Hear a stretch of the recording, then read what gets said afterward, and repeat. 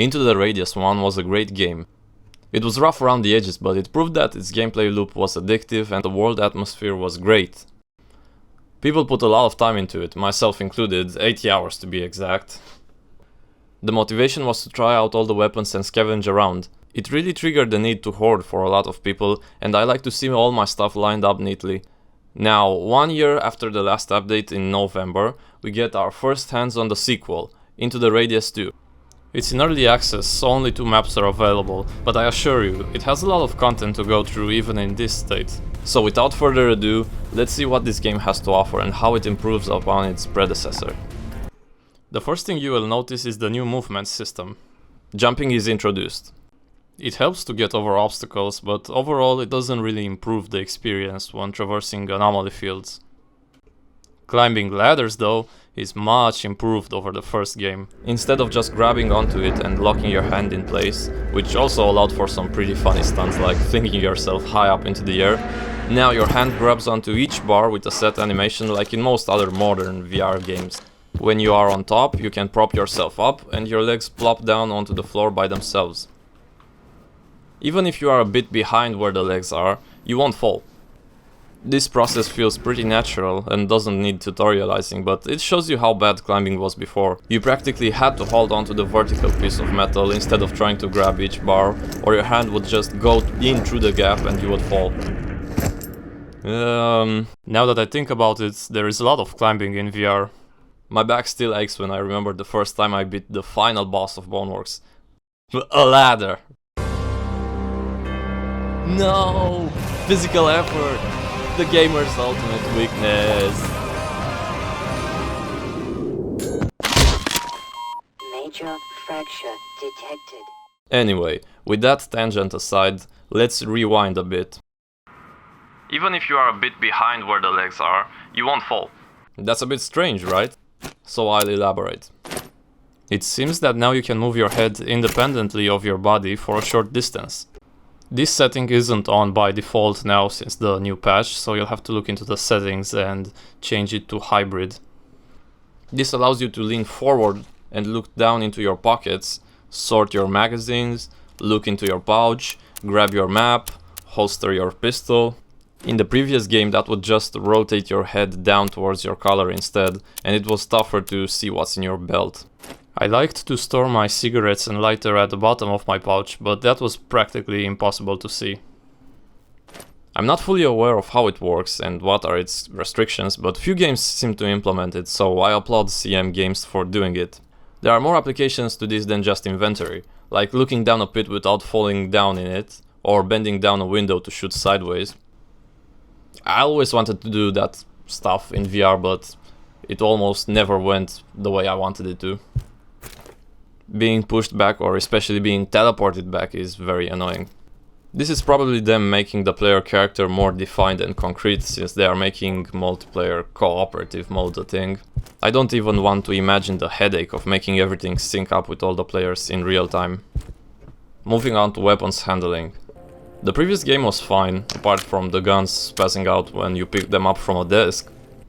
Now they are largely the same, but they have transition animations for things such as switching the gun selector, where the previous game just instantly snapped them to their next position. Ammo boxes now open up with trigger, instead of spawning bullets next to themselves out of thin air. They remind me a lot of how Ghosts of Tabor handles it, showing the actual amount of shells in them.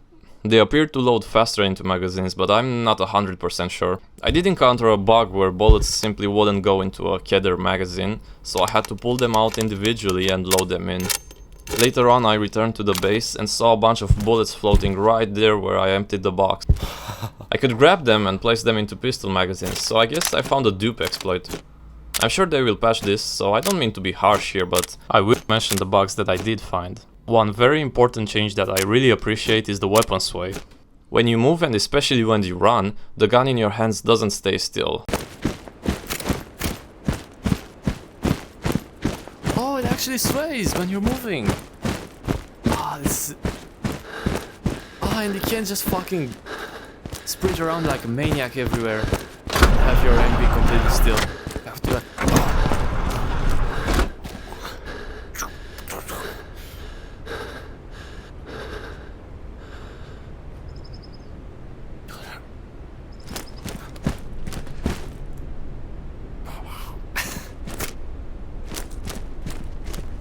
In the previous game, the gun felt a bit inert.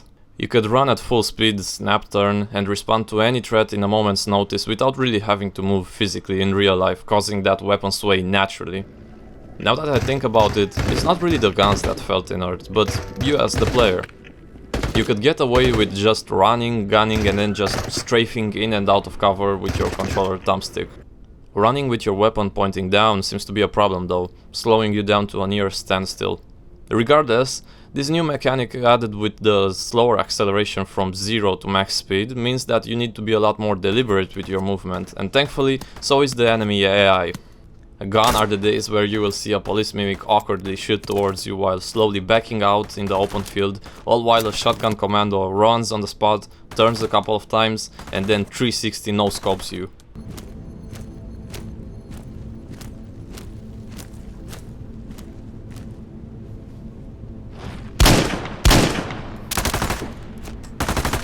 Right now I'm showing you on screen how most fights will go.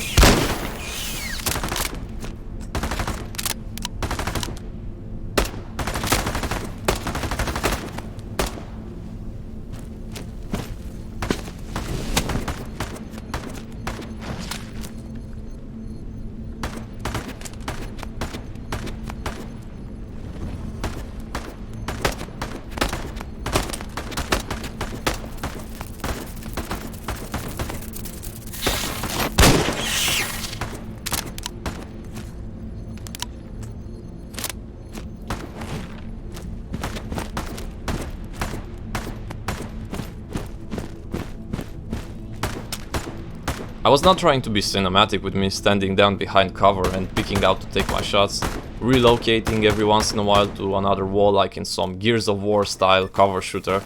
This is partly because of the changes to your character movement, as I've mentioned, and the changes to the AI. I'm not sure if they properly started using nodes or what, but the enemies feel like they are communicating and are actually valuing their lives. They get behind any cover they can find. Even trees. Some of them fire towards you, very precisely might I add, while the others move up on your position from different sides. They are using real-life tactics of dividing into a squad providing suppressive fire and another squad who flanks. It's fire and maneuver. They don't cross large open fields either, like suicidal maniacs, with some exceptions. Now, you need to use cover. The environment is not just window dressing. You see these obstacles? These rocks? Use them, or you will perish. In my first encounter with a large group of mimics, I ran straight up to them, not expecting that much of a challenge, just dodging their shots with my thumbstick movement. I died. I got back to life and went back to get my stuff, but they were killing me faster than I could pick my items back up. It's kind of hard for me to script this, so I'm just gonna comment over the entirety of the firefight. So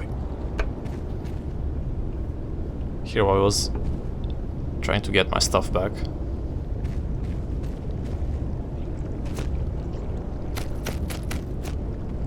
I was having trouble with getting my vest on, and they're coming behind a hill.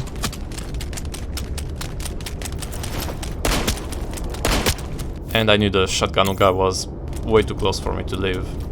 I already lost a lot of damage and I couldn't get away. I don't know what I was singing here. I was kind of irritated. Out of frustration just singing.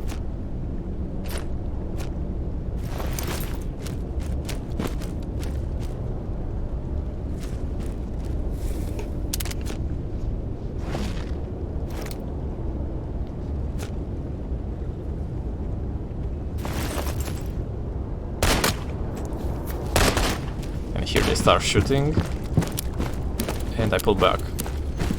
I tried to set up on this mount, but there's an anomaly here, the new bell anomaly, repulsing me, drawing me back.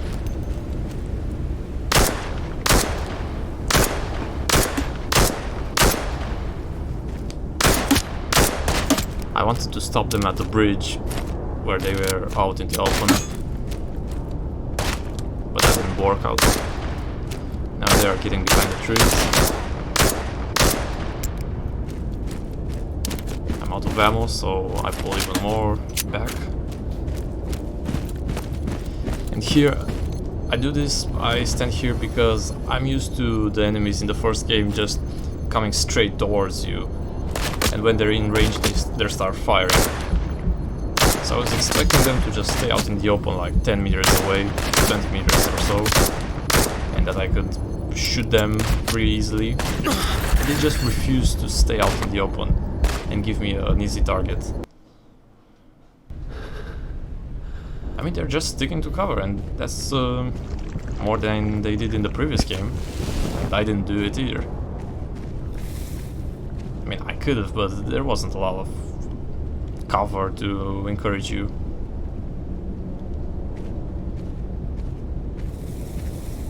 More so just structures. And tell me, how many people do to shoot behind a corner in VR? It's mostly just aim down sights.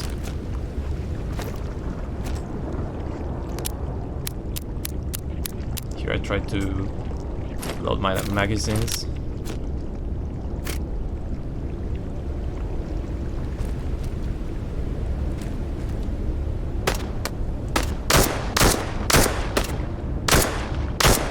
I hope to pick at least one guy off, but that didn't work. And I pull back again. Somehow I hit the anomaly again. And now I start using my brain. Adapting. I use the barrels as cover. And the mimics, they use the concrete blocks there as cover too.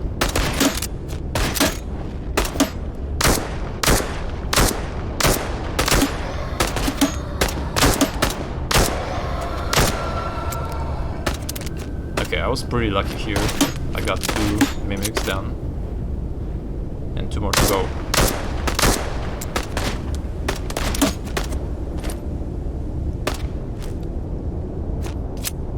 But they remind me of the AI in Half-Life 2, how some of them fire while the other ones advance.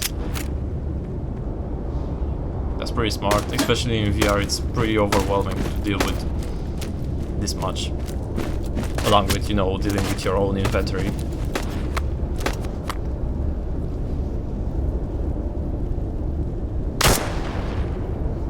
You see, engagements are at much longer distances now. This guy though, he closes up, and I knew exactly I could finally get him. Just to rush him. Fuck you. I was really frustrated, you know. I wasn't used to this. I already died 2 times. It was very cathartic to get them in the end. You know, people don't like the change. There's one more. Yeah, I'm getting 2.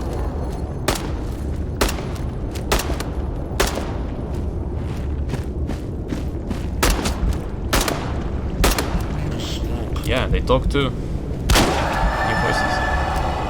Yeah, I'm smoking you. Get smoked. Yep, it's a new voice line. Yeah, they're pretty smart. Maybe the time to kill was very high in this situation because of my puny PM pistol and short-range sawed-off shotgun, but either way, I don't think this was an anomaly, pun intended. Even in this map, called Peninsula, where the terrain is just a series of tight corridors, the AI still showed a lot of intelligent movement, like seeking cover behind trees. It was funny to see them clearly standing out because their silhouette was larger than the slim trees, but it wasn't so funny when that was enough to stop my inaccurate PM pistol. This wasn't the only instance of them doing it either. Throughout my campaign, I kept encountering them working in groups and staying in cover. It completely threw me off, but in a good way.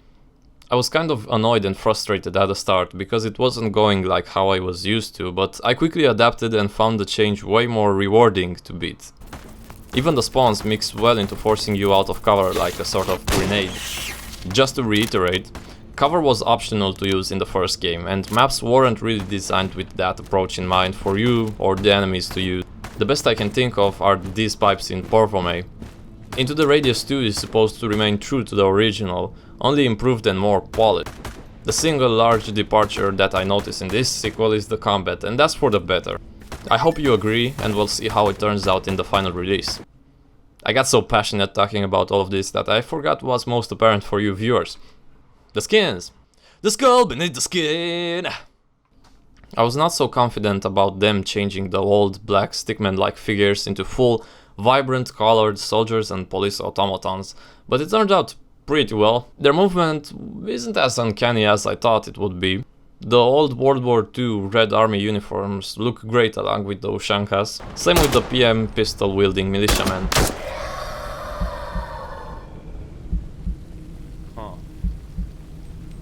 Even the spawns are now made out of party ribbons. They come in 2 different sizes, but I don't notice any practical difference in health, speed or damage.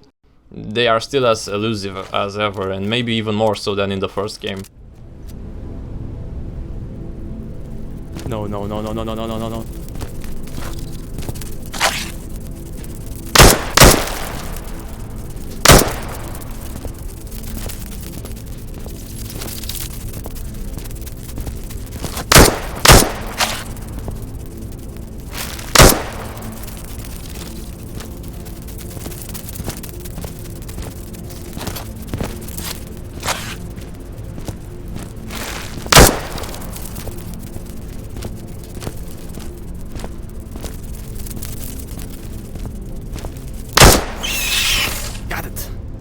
Then again, maybe the slowed player's speed plays a part. They seem a lot better at strafing though, especially in the dark. When they come down an open field though, they are easy pickings. I didn't talk too much about the anomalies, home base and missions until now, so let's discuss them. The reflector anomaly is now a physical set of distorted and conjoined bells on the ground that you can see if you pay attention, and you can hear from pretty far away.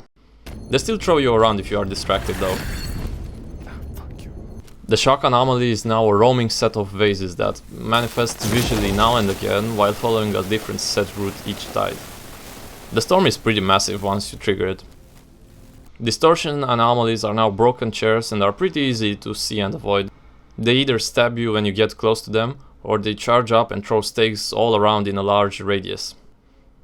The other ones from the first game I didn't encounter yet, if they are even here. One different anomaly is the glass door anomaly. It teleports you to another location, and you will learn more about it in the security level 2 mission. They even got a reference to Portal 2 with, oh, now you're thinking with portals. I got up to this mission, and I will make another video later if I have more to say after, but now I want to post a video with my thoughts while the release is still new. The Blood Ocean from the last level in the first installment is now the beginner map called Peninsula. It's creepy how if you get close to it you will start hearing voices mumbling from below.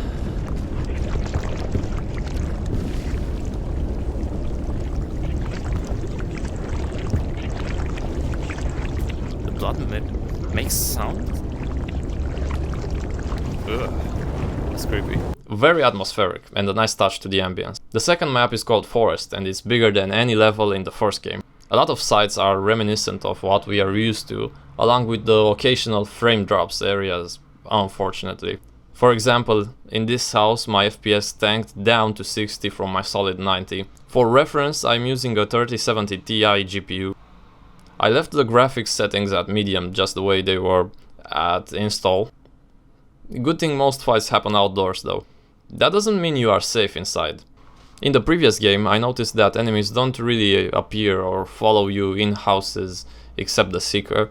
Here though, when I was scavenging through a house, a spawn was hiding on a wall after a doorway and leapt at me when I looked. I don't think this will happen too often, but the fact that it did means that I will always be afraid of going into buildings because of that slight chance that there's one little spawn hiding behind the doorway and just jumping at me. It still gets me. Well played, CS games. Missions are similar, but now they have more stages. Go here, thing is not here, maybe go here, and so on. You also have to retrieve these geographic laser survey scanners, and they take up one hand. The home base is a lot more clean and organized. Be careful though, the training bars will kill you. What? They have checkers to play with your friends in co-op, if you have any friends who play VR. Hello, darkness, my old friend. A lot of the base is still locked because it's in development, and it all runs on Windows 7, even the showers. The shop looks cool, and there are right hand and left hand sided rigs now. It's for multiplayer, and that's not in the menu settings anymore. A few bugs or things that are still wrong are these. My hand freaks out when I want to touch the mysterious Ghost Explorer, the deathly pull-up bar, not being able to run when I point my gun downwards, having to slap the map buttons because my fingertips won't register, accidentally selecting the go to sleep button of the bed when sorting my shelves. What?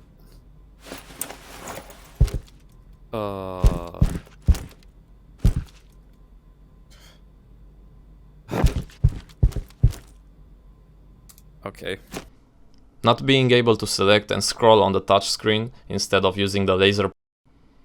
In fact, a laser pointer is so bad, please just let me press things. The laser is so unintuitive, inaccurate, and it pulls me out of the experience. Selecting the bed options is really frustrating. Just embrace the physicality. I know it's hard with the co-op networking, but please, just do it. It's going to be so much better. How do I say this now? Please like and subscribe if you are still listening. You probably liked hearing me ramble in the background if you haven't clicked off yet.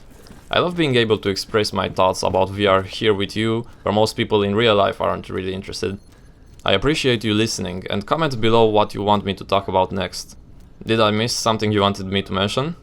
Anyway, you can click now on the screen to hear my thoughts about the first game, Into the Radius 1, or click into the video about Bone Lab. See you around.